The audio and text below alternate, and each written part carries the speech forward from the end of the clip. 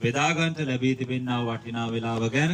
ඉතින් මේ වෙලාවේදී මෙතන ඉන්න අය සමග ඔබ ගෙවල් වල ඔබ මේ හඬ අහන මානේ ඔබ යම් කෙනෙක් ඉන්නව නම් ඒ වගේම ඔබට මේ හඬ ඇහෙනව නම් ඔබට කැමැත්තක් ඔබට ආසාවක් දැනෙනවා නම් මෙතෙන්ට ඇවිල්ලා සහභාගී වෙලා මේ සමග ඔබට හවුල් වෙන්න ඔබට ආරාධනා කරනවා එන්න අප සමග මේ හඬ අසන්න ඔබට ආඥාවක් අවශ්‍ය නම් ඔබට පුළුවන් මේ ස්ථානට එන්න ඔබට විවෘතව අපි ආරාධනා කරනවා මේ ලස්සන සවස් කාලයේ දෙවන් මාසයේ ඔබට මට දෙන පොරොන්දුව මෙයයි ක්‍රිස්තුස් වහන්සේගේ මරණයෙන් ප්‍රකාශ වූ දේව ප්‍රේමය ප්‍රේමවන්තිනි අපි දන්නවා මේ ලෝකයේ බොහෝ ධර්මිෂ්ඨ මනුෂ්‍යෝ වෙනුවෙන් මැරෙන්න ඕන තරම් දෙනා ඉදී හොඳ කෙනෙක් වෙනුවෙන් මැරෙන්න ඕන තරම් දෙනා ඉදී නමුත් පව්කාරයෙක් වෙනුවෙන් වැරදි කරන කෙනෙක් වෙනුවෙන් කිසිම වැඩ කර නැති කෙනෙක් වෙනුවෙන් මැරෙන්න වෙන කවුරුත් පූජා වෙන්නේ නැහැ යේසුස් වහන්සේ මේ ලෝකෙට අපේ ජීවිත වෙනුවෙන් උන්වහන්සේ පූජා වුණා අපි කල්පනා කරලා බැලුවොත් අපි දන්නවා අපේ ජීවිතවල විවිධ දුර්වලකම් විවිධ පාපයන් තිබෙනවා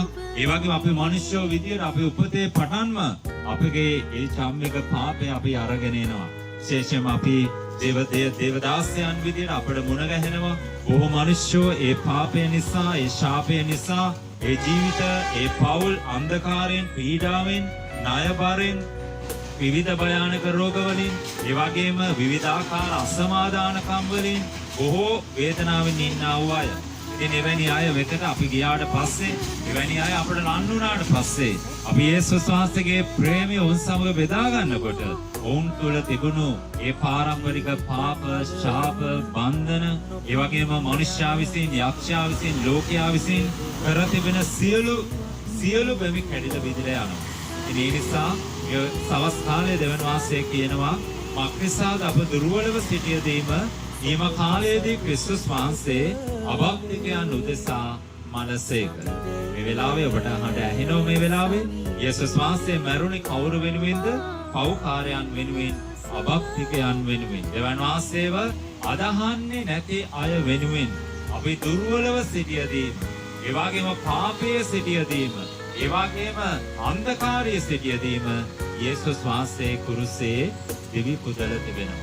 උන්වහන්සේ මිලයක් ගෙවලා තිබෙනවා. උන්වහන්සේ ලේ වැගිරීමක් කරලා තිබෙනවා. මේ වාන්තිනේ ලේ වැගිරීම කරනකොටගෙන බොහෝ මිනිස්සු නිදහස් වෙනවා. බොහෝ ආත්ම නිදහස් වෙනවා. විශේෂයෙන්ම අපි රෝහල් වල අපි එඬේර සේවයට ගියාම සමහරක් වෙලාවට අපි යේසුස් වහන්සේගේ නාමයෙන් අපි කරන පුංචි ඇදුම් සමහරක් වෙලාවට අපි වාට්ටුවකට ඇතුළු වුණාම අපේ ලෙඩෙක් බලන්න අපි යන්නේ. නමුත් ඒ වාට්ටුවේ ඉන්න බොහෝ අය අපිට විවෘත වෙනවා අපි සමග යාඥා කරන්න. සමහරක් වෙලාවට අපි අපේ ලෙඩාට යාඥා කරලා ඒ වගේ අනිත් අයටත් යාඥා කරලා ගෙදර ආවට පස්සේ අපේ ලෙඩා ඒ ළඟ ඉන්න අය අපිට කතා කරලා කියනවා පාදුනාස්සේ අර අමාරුවෙන් හිටිය ලෙඩා අර මරණාසන්නව සිටිය ලෙඩා වෛද්‍යවරු අතහැරලා දාලා තිබුණු ලෙඩා අනේ පාදුනාස්සේ ටිකට් කපාගෙන ගෙදර ගියපු අවස්ථාවන් අපිට බොහෝ දුරකථන වලින් අපිට කියා දෙනවා. සමහරක් වෙලාවට අපි අපේ ලෙඩා තුල නොදකින හාස්කම ඒ වාට්ටුවේ ඉන්න අනිත් ලෙඩ තුලින් අපි දකින අවස්ථාවන් තිබෙනවා. ඒ කුමක් නිසාද? යේසුස් වහන්සේ සම්මාන කරනවා. හalleluya. මේ වෙලාවේ උන්වහන්සේගේ වචනේ කියන අභක්තිකය වෙනුවෙන් උන්වහන්සේ දිවි පුදලා තිබෙන්නේ. මෙයාවට ගම්මානයේ ආය වෙනුවෙන් ඕන් කිතුණුවන් වෙන්න අවශ්‍ය නැහැ. ඕන් ඔක්කොම දෙවනාසගෙන් මැවිල්ලේ කොටස්. ඕන් දෙවනාසගෙන් මැවිල්ලේ කොටස්. දැන් අද දවල් කාලයේදී මට අවස්ථාවක් ලැබුණා. ගෙයක් ගෙවදින දෙයකට යාඥා කරන්න. එතකොට ඒ ගෙදර හිටිය අපේ සභාවේ අය. නමුත් ඒ ගෙදර පුරෝල හිටියා දෙවන් වාසය ගැන නොදන්නා වූ අය. ඉතින් ඒගොල්ලත් එක්කන් මේ ගෙදර අයගේ සාක්ෂි බෙදා ගන්නකොට යේසුස් වහන්සේ ඒගොල්ලන්ගේ ජීවිතවල කළා වූ දේවල් බෙදා ගන්නකොට මේ මිනිස්යන් අදහන්න පටන් ගත්තා. මේ මිනිස්සු යේසුව විශ්වාස කරන්න පටන් ගත්තා. මොකද ඒ ගෙදර හිටිය වයසක අම්මලා දෙන්නේ එක්තරා දවසකදී ඒ වයසක අම්ම කෙනෙක් ඉතින් එක ඇගේ වැඩිමහල් සහෝදරයා ඇවිදින්න අමාරුයි. නිවසේ වාඩි වෙලාම තමයි ඉන්නේ. නමුත් ඇගේ නැගණිය ඇයත් වයෝවෘද්ධයි. නමුත් ඇය නිවසේ වැඩ කරනකොට එක්තරා දවසකදී ඇය දන්නේ නැහැ ඇය වැටිලා තිබුණා. ඉතින් ඇයගේ වැටිලා ඇය නැගිටිට පස්සේ ඇගේ ඔළුව විශාල ලොකු ගෙඩියක් ඇවිල්ලා තිබුණා. ඉතින් ඇත්තටම මේ වැනි අමාරු කාලය තුලදී වෛද්‍යවරුන්ට මුණ ගැහිලා ප්‍රතිකාර අරගෙන ඒ වගේම වෛද්‍ය වාර්තාවක් ගන්නකොට ඇත්තටම ඇය බෙදාගත්තා. ඇයගේ ඔළුවටවත් ඇයගේ ස්නායුවටවත් කිසිම ගැටලුවක් කිසිම බාධකයක් කිසිම පීඩාවක් වෙලා තිබ්බේ නැහැ. ඉතින් ඒ බෙදාගත් සාක්ෂිය තමයි ඒ තනියම ඒගොල්ලෝ වයස්ගත වුණා. ඒ නිවස තුල යේසුස් වාසය ඉන්න බව ඒගොල්ලෝ සාතික කළා. ඉතින් ඒ වගේ තමයි මේ දඹදුරේ ප්‍රදේශයේ යේසුස් වාසය ජීවමානයි. හalleluya. අපි අත්ප්‍රසන්නාදයක් දෙමුද? උන්වහන්සේ ජීවමානයි. උන්වහන්සේ සක්මන් කරනවා. මේ වෙලාවේ ඔබ පට්ටිලා බෙදනකොට අපි ගී ගායනකොට උන්වහන්සේගේ ආලෝකය උන්වහන්සේගේ ආශිර්වාද ගෙවල් වලට ගිහිල්ලා ඉවරයි. ඒ වගේම ඒ සාක්ෂිය ඔබ අත්දකි. තේරුණාද? ඒ පැමි කැඩෙනවා. මේ පාරේ තිබෙන යම් කිසි දුර්වලකමක් අන්ධකාරයක් තියෙන දේව කැඩෙනවා. මාංශාන්ති වල රිය අනතුරු වෙනවද? ඒවා කැඩිලා බිඳිලා යනවා. ඒ මොකක් නිසාද? යේසුස් වහන්සේ අප වෙනුවෙන් දෙවි පිදුව නිසා, උන්වහන්සේ අප වෙනුවෙන් මේ ලෝකෙට ආව නිසා. ඒ නිසා ධර්මිෂ්ඨයෙකු උදෙසා යමකු මැරෙන්නට කැමති වීම දුර්ලභයි. නමුත් සමහර විට සත්පුරුෂයා උදෙසා මැරෙන යමෙකුට ධෛර්යය දෙනවා.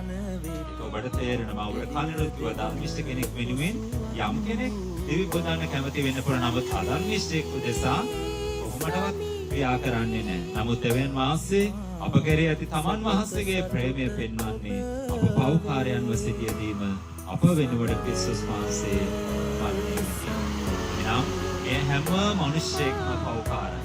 මේ හඬ ඇහෙන මානේ ඔබේ ජීවිතයේ දෙවියන් වහන්සේගේ වචනය ගැන ඔබ දන්නේ නැති වෙන්න පුළුවන්. නමුත් අපි මව්කුසට ආදා පටන්ම අපි පව්කාර මිනිස්සු, අපි දුර්වල මිනිස්සු, අපි පාපේ කුලිය මරණය, ඒ වගේ මේ පාපේ නිසා අපට ආයිති වෙන්නේ සදාකාල ඉනිවිල. නමුත් යේසුස් වහන්සේ මේ ලෝකෙට ආව නිසා, දිවි පිදුව නිසා, උන්වහන්සේගේ ලේවලින් අපට ධර්මිෂ්ඨකම ලැබී තිබෙන නිසා, අපට උන්වහන්සේගේ දේවදරුකම, ඒ වගේම අපට බලාපොරොත්තුව අපට තිබෙනවා ප්‍රේමවන්තිනි. මම ඊයේ දවසේදී ගෙදරකට ගියා.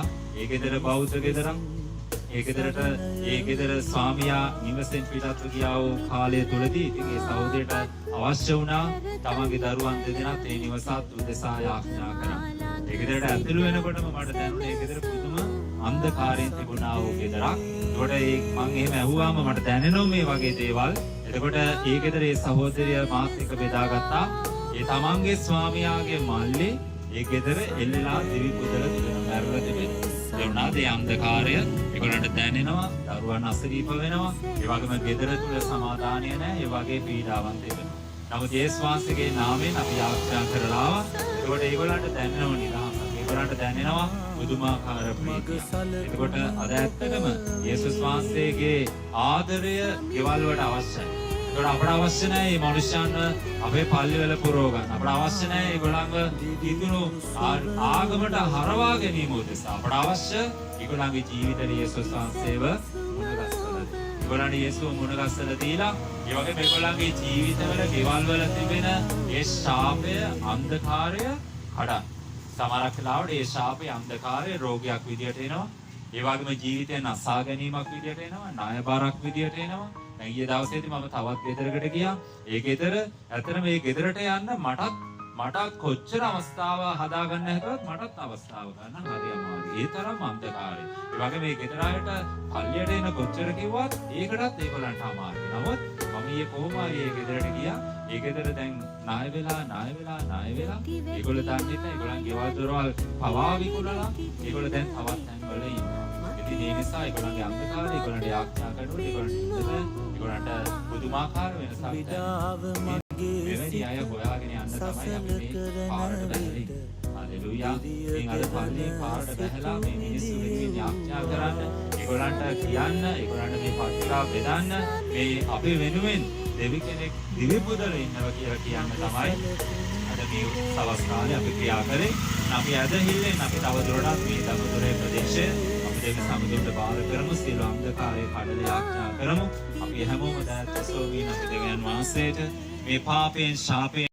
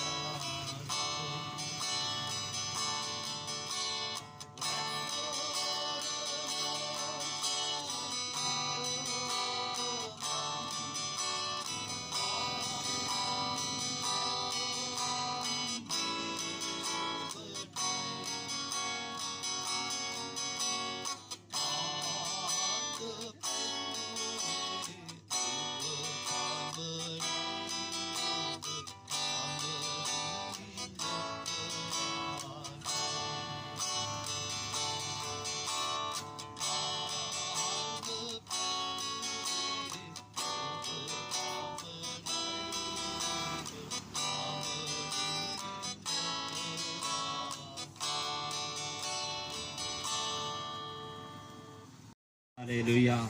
ජීවමාන පියාණනි අපි වාසයට ආඥා කරන අපි වාසයට ආඥා කරනවා. ස්වාමිනේ පත්‍රිකා ලබාගත්තා වූ අය වෙනුවෙන් අපි ආඥා කරනවා ස්වාමීනි. දුකින් වේදනාවෙන් හඳුනෙන් සුතුම්ලමින් ස්වාමිනේ ඉන්න වැති ස්වාමීනි. ඒ වචන කියවන කල වාසයට සම්මුඛ වෙන්න. වාසයේ කවුද? වාසයේ බලවන්තකම, වාසයේ ආලේපය, වාසයේ මේ ලෝකෙට අපි වෙනුවෙන් ආවා වූ දෙවියන් වහන්සේ බව. ස්වාමිනේ හැම පාපයක්ම හැම රෝගයක්ම හැම දුර්වලකමක් උන්වහන්සේ දරාගත් බව ස්වාමිනෝට දැනෙන්න හැගෙන්න සලසෝමනව. Hallelujah hallelujah. ස්වාමිනේ අපි ආඥා කරනවා ස්වාමිනේ පත්‍රිකා බොහෝ දිනාට බෙදාගත්තේ මේ අවඩ ප්‍රදේශවල ස්වාමීනි. මේ අවඩ ප්‍රදේශවල තිබෙන පාපය වෙනුවෙන් අපි ආඥා කරනවා. ඔවුන්ගේ දුර්වලකම් වෙනුවෙන් ආඥා කරනවා. ස්වාමිනේ වාසය ගැන නොදැනී ඉන්නා ඔයාගේ ජීවිතවල ස්වාමිනේ ඔය ආකාරයේ ස්වාමිනේ අඳුරු පැමිති වෙනවද? විවිධ බන්ධන තුලින් විවිධාකාර පීඩාවන් තුලින් ඔවුන් පීඩා විඳිනවද? අපි ඔවුන් වෙනුවෙන් ආඥා කරනවා ස්වාමීනි. ස්වාමීන් නොමිලේ තිබෙන්නා මේ තෑග්ග උන්ට අයිති කරගන්නට අපි ආඥා කරනවා දෙවියන් වහන්සේ. ඒ තෑග්ග උන්ට ලබා ගන්න නොහැකිව ඔවුන් තුල තිබෙන්නා වූ බාධක වෙනුවෙන් අපි ආඥා කරනවා. ස්වාමීන් වහන්සේ ක්‍රියා කරන්න යේසුස් වහන්සේගේ ලේවල නාමයෙන් යේසුස් වහන්සේගේ ලේවල නාමයෙන් යේසුස් වහන්සේගේ නාමයෙන් ඒ සියලු බාධක කැඩිලා බිඳලා ගිහිල්ලා ස්වාමීනි වහන්සේගේ පුදුම දේව ආශිර්වාදය උඩ නිදහස් කළ මැනව යේසුස් වහන්සේගේ නාමයෙන්. ඒ වගේ